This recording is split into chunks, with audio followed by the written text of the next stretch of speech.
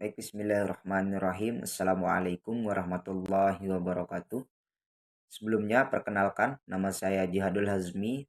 Saya dari kelas 2C dengan NIM 2021 A1 H078.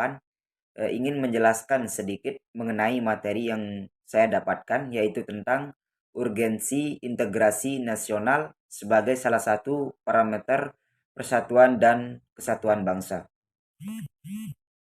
Baik, untuk mempersingkat waktu, langsung saja saya akan membahas materinya, yaitu yang pertama, konsep dan urgensi integrasi nasional adalah upaya menyatukan keragaman bangsa Indonesia dalam sebuah kesatuan yang utuh yang menjadi perwujudan konsep Bhinneka Tunggal Ika urgensi. Urgensi integrasi nasional adalah bentuk kesadaran bangsa Indonesia untuk bersatu secara mutlak agar membentuk sebuah negara bersatu dan utuh. Kemudian yang kedua yaitu jenis integrasi. Yang pertama, integrasi bangsa, integrasi wilayah, integrasi tingkah laku, integrasi elit massa, integrasi nilai. Kemudian selanjutnya, dalam realitas nasional, integrasi nasional dapat dilihat dari 3 aspek, yakni yang pertama, integrasi politik. Dalam tataran integrasi politik terdapat dimensi vertikal dan horizontal. Kemudian yang kedua yaitu integrasi ekonomi, berarti terjadi saling ketergantungan antara daerah dalam memenuhi kebutuhan rakyatnya. Kemudian yang ketiga yaitu integrasi sosial budaya. Integrasi ini merupakan proses penyesuaian unsur-unsur yang berbeda dalam masyarakat sehingga menjadi satu kesatuan. Selanjutnya yaitu pentingnya integrasi nasional. Integrasi diperlukan guna menciptakan kesetiaan baru terhadap identitas nasional, misalnya bahasa nasional, semboyan nasional, ideologi nasional, dan sebagainya. Baik, selanjutnya yaitu integrasi versus disintegrasi. Integrasi berarti penyatuan, keterpaduan antar elemen atau unsur yang ada di dalamnya. Kemudian, sedangkan disintegrasi dapat diartikan ketidakpaduan, keterpecahan di antara unsur-unsur yang ada.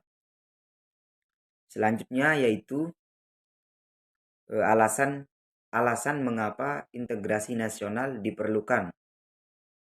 Integrasi diperlukan guna menciptakan kesetiaan baru terhadap identitas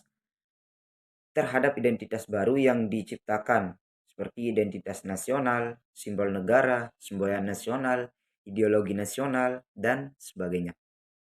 Kemudian selanjutnya yaitu perkembangan sejarah integrasi di Indonesia. Modal awal integrasi nasional adalah adanya rasa senasib dan sepenanggung jawab yang dimiliki oleh bangsa Indonesia sejak dahulu kala. Meski perjuangan bangsa Indonesia dalam mengusir penjajahan pada selang waktu sebelum abad ke-20 dengan ditandai adanya sifat kedaerahan, akan tetapi rasa senasib sepenanggungan yang ditunjukkan oleh para pejuang dan pendahulu kita telah mencerminkan adanya benih-benih, yakni semangat kebangsaan yang pada gilirannya kelak akan membentuk keutuhan bangsa Indonesia. Memasuki pada abad ke-20, gejala semangat kebangsaan semakin membara dan terlihat dengan munculnya perbedaan organisasi atau pergerakan yang menjadi salah satu titik awal kebangkitan nasional, perjuangan melalui berbagai organisasi seperti contohnya yaitu Budi Utomo, Serikat Dagang Islam, yang kemudian akhirnya menjadi Serikat Islam Perhimpunan Indonesia dan lain-lain. Kemudian selanjutnya yaitu menceritakan bahwa adanya integrasi sosial dan kultural pada dekade 1920-an. Para pemuda tampil di dalam panggung sejarah Indonesia dengan menyongsong tema persatuan dan kesatuan untuk menunjukkan Indonesia yang merdeka. Melalui peristiwa Sumpah Pemuda pada 28 Oktober 1928, para pemuda menunjukkan segala peran serta dalam membentuk integrasi nasional. Pasca proklamasi kemerdekaan, perjalanan bangsa Indonesia di dalam bernegara harus ditempuh dengan berbagai peristiwa. Berbagai cobaan yang mengguncang keutuhan bangsa juga dialami, ancaman dan bahaya terhadap suatu negara yang tengah membangun keutuhan bangsa. Membangun keutuhan bangsa harus bisa dihadapi. Selanjutnya yaitu pengembangan integrasi di Indonesia. Yang pertama, adanya ancaman dari luar. Yang kedua, gaya politik kepemimpinan yang sedikit berbeda sehingga integrasi nasional di Indonesia dapat berkembang. Kekuatan yang selanjutnya yaitu yang keempat, yaitu kekuatan lembaga-lembaga politik. Yang kelima, ideologi nasional. Yang keenam, kesempatan pembangunan ekonomi. Baik, materi selanjutnya yaitu dinamika integrasi nasional di Indonesia.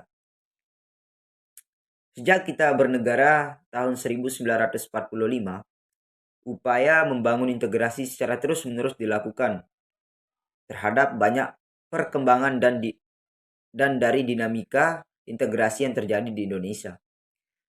Dinamika integrasi sejalan dengan tantangan zaman waktu. Kemudian yang selanjutnya yaitu tantangan dalam membangun integrasi. Dalam dimensi horizontal, tantangan yang ada berkenaan dengan pembelahan horizontal yang berakar pada perbedaan suku, agama, ras, dan geografi. Sedangkan dalam dimensi vertikal, tantangan yang ada berupa celah perbedaan antara elit dan massa, di mana latar belakang pendidikan yang kekotaan menyebabkan kaum elit berbeda dari massa yang cenderung berpandangan nasional. Kemudian materi yang terakhir yaitu esensi dan urgensi integrasi nasional. Integrasi masyarakat merupakan kondisi yang sangat diperlukan bagi negara untuk membangun kejayaan nasional demi mencapai tujuan yang diharapkan. Baik, itu saja materi dari saya. Kurang dan lebihnya saya mohon maaf. Wassalamualaikum warahmatullahi wabarakatuh.